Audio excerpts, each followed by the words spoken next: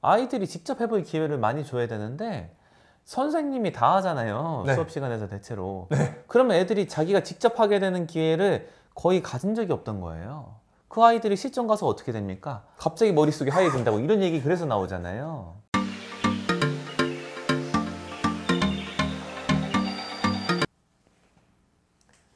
대치동 내부 고발자입니다. 저희가 어느 정도 시간 전에 우리 선생님들을 위한 그 영상을 제작했어요. 저희가 이제 클래스박스라고 하는 회사하고 협업을 해가지고 저희가 이제 선생님들을 위한 대치동 관리 수업 내용을 좀 올렸거든요. 그거에 대해서 좀 말씀드리겠습니다. 저희 이제 유튜브 채널 보시는 분들 중에 학원 관계자분들이 꽤 되시더라고요. 학원 선생님들이나 네. 원장님들, 특히나 타 지역 원장님들이 많이 보시더라고요. 네, 좋은 의견도 많이 올려주시는 것 같아요. 네네. 그리고 또 저희랑도 좀 의견이 다르지만 네. 또 여러 가지 의견 차를 말씀해 주시고 네. 그런 의견 기재도 네. 항상 감사하게 생각드립니다. 네. 내용이 뭐 그런 거였잖아요. 관리 중심으로 아이들을 지도한다는 게 어떤 네. 것이냐 네. 이런 거를 내용으로 다뤘었어요. 네. 그래서 저희가 뭐 중시하는 거는 선생님이 주인공이 되면은 좀 힘들다. 학습이라는 게 기준이 아이들이 배우면 학습이 이루어진 거잖아요. 네. 선생님이 설명을 했다고 해서 학습이 이루어진 게 아니잖아요. 아이들 중심으로 배운다는 게, 학습을 한다는 게 어떤 것이냐를 저희 생각을 네. 자료랑 함께 영상에서 보여드렸던 게 클래스박스 대치동 관리 중심 수업이죠.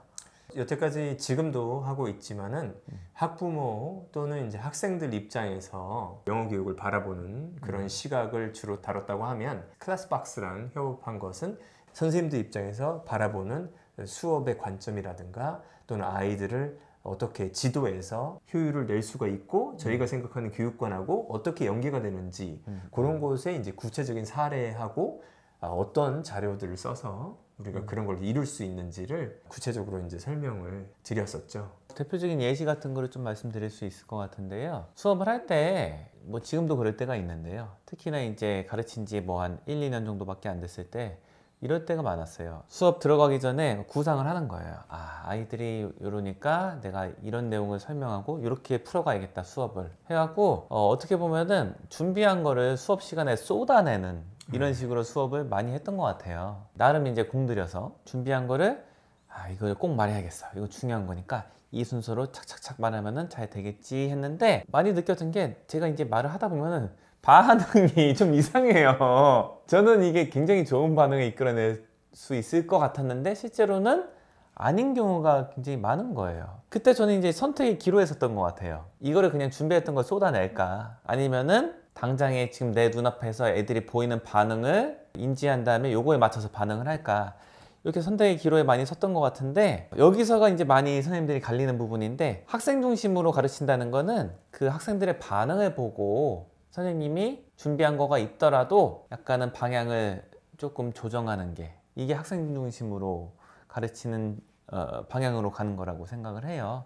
이런 이야기를 좀 담았어요, 영상에는. 또 선생님이 또 아주 잘하시는 분이에요. 아이들의 반응을 통해서 수업을 약간 변형시킨다던가 이렇게 할 수 있는 그런 이제 능력이 있으신 거고 저희가 또 말씀드린 거는 뭐 그런 개인적인 능력이 좀 없으시더라도 선생님께서 어떤 구조적인 시스템적인 것을 갖춰서 아이들의 집중도를 유지할 수 있는 방법을 설명을 하는 거죠. 저희가 이제 생각하는 거는 consistency, 즉 일정 수준 이상의 수업이 매번 진행이 될 수 있도록 여러 가지 장치를 두고 그것을 이제 학생들 또는 부모님들 그리고 선생님들 아니면은 학원 관계자분들이 확인할 수 있는 시스템을 갖추는 것에 많은 이제 고민을 하고 시스템을 구축하기 위해서 노력을 했잖아요. 네. 그것을 이제 설명을 해드리는 거죠. 네. 기록하는 게 굉장히 중요하다. 네. 어떤 분은 이렇게 말씀하시죠. 적자 생존이다.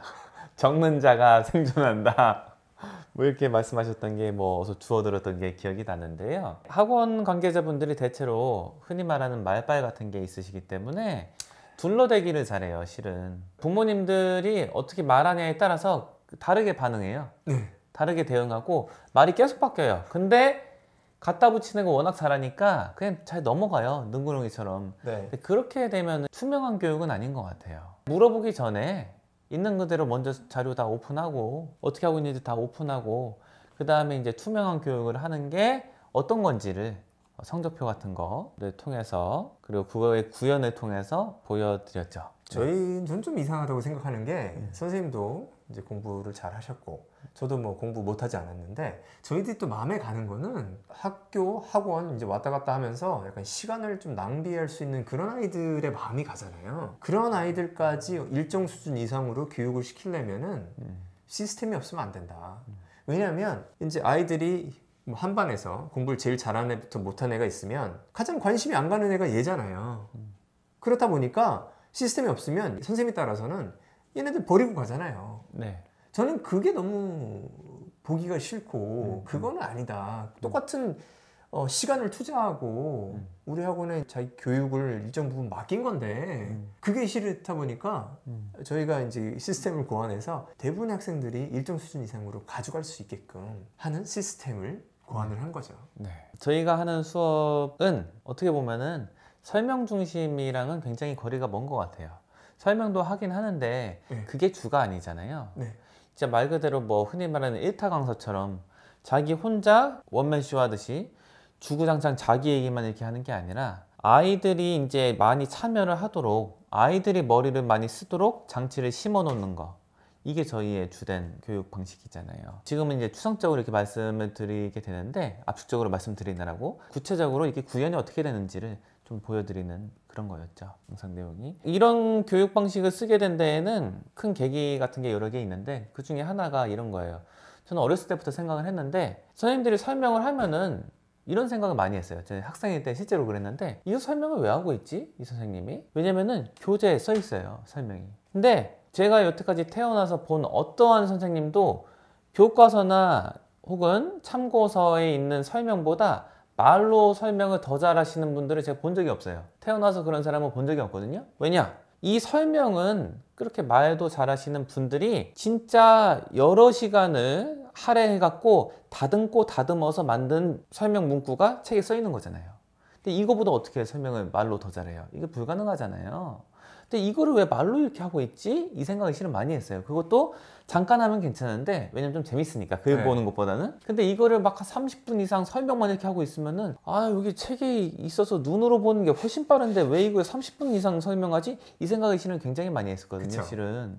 그러니까 시간을 때우는 것처럼 느껴져요. 네. 이런 데서 많이 착안된 시스템이 우리 학원 이런 시스템이고 그런 교육 방식이다 이렇게 생각해 주시면 될 것 같아요. 저는 이제 어떻게 접근을 했냐면 네. 몇 명이 됐건 한 명이라도 수업을 안 듣고 있다. 한 명이라도 공부에 도움되는 무엇인가를 하고 있지 않다. 그러면은 참을 수가 없어요. 사실은. 그래서 누가 졸거나 아니면 누가 딴짓을 하면은 정말로 제 수업이 진행이 잘 안 돼요. 신경이 쓰여서. 저는 그거는 정말 아니라고 보거든요. 네. 학원에 공부하러 왔는데 어머님이 믿고 아기를 맡기고 애도 자기의 시간을 이렇게 투자하는 건데 거기다가 딴짓을 하는 거 그냥 방치해둔다? 이건 안 되죠. 근데 많은 곳에서 한두 명 정도는 버리고 가잖아요. 저는 이게 정말 싫어요. 한두 명이 아니라 반을 버리고 가고 막 이러잖아요. 반 이상을 버리고 가는 시스템도 많잖아요. 경우에 따라서는 이제 수업 같은 경우는 많이 그렇다고 하던데 저는 그걸 참을 수가 없어요. 그리고 뭐 이런 얘기가 자주 나오니까 학생들 사이에 뭐 이게 일반적으로 수업하는 방식에 익숙해진 애들은 이런 말을 하잖아요. 선생님 수업 들었을 때는 뭐 잘 할 수 있을 것 같은데 모든 말들이 사리에 딱딱 들어맞는다. 아 이렇게 조화로울 수가 없는데 자기가 막상 직접 해보려고 하면은 머릿속이 하얘진다. 혹은 내가 상상했던 거랑 내 모습이 너무나 다르다. 맞아요. 예, 맘대로 진짜 안 된다. 이런 얘기 많이 하잖아요. 환경적으로 선생님들이 그렇게 만드는 게 크다. 저는 이렇게 봐요. 왜냐? 아이들이 직접 해볼 기회를 많이 줘야 되는데 선생님이 다 하잖아요. 네. 수업 시간에서 대체로. 네. 그러면 애들이 자기가 직접 하게 되는 기회를 거의 가진 적이 없던 거예요. 그 아이들이 시점 가서 어떻게 됩니까? 갑자기 머릿속이 하얘진다고 이런 얘기 그래서 나오잖아요. 그런 건 안 된다 싶어서 이런 식으로 이제 시스템이 갖춰진 것 같아요. 요즘에 메타인지 많이 얘기하는데요. 메타인지를 아이들이 어떻게 할 거예요? 스스로 알아야 돼요. 알 시간을 줘야죠. 선생님 말씀하신 대로 스스로 하게 해서 자기 실력을 알게 해줘야죠. 그래야지 공부를 잘하죠. 예전에 선생님께서 말씀하신 건데 학생들은 선생님이 문제를 푸는 방식으로 절대 똑같이 못 푼다. 왜냐? 어휘량이 다르고 배경 지식이 다르고 문장 구조를 파악하는 능력이 다른데 어떻게 똑같이 풀어요? 말이 안 되잖아요. 예. 말 그대로 선생님이 이렇게 설명했을 때는 사리에 딱딱 들어맞죠. 예. 근데 이제 자기가 직접 해보면은 되는 게 하나도 없는 그런 게 관련된 이야기인 것 같습니다. 맞습니다. 네. 나는 이렇게 풀어. 이거는 많이 하면 안 돼요. 가끔 가다가 아이들이 궁금할 수 있으니까 선생님은 이렇게 푸시는구나 한번 보여주는 차원에서 하는 건 좋은데 선생님이 맨날 나는 이렇게 푸니까 이렇게 풀어라. 이게 안 돼요.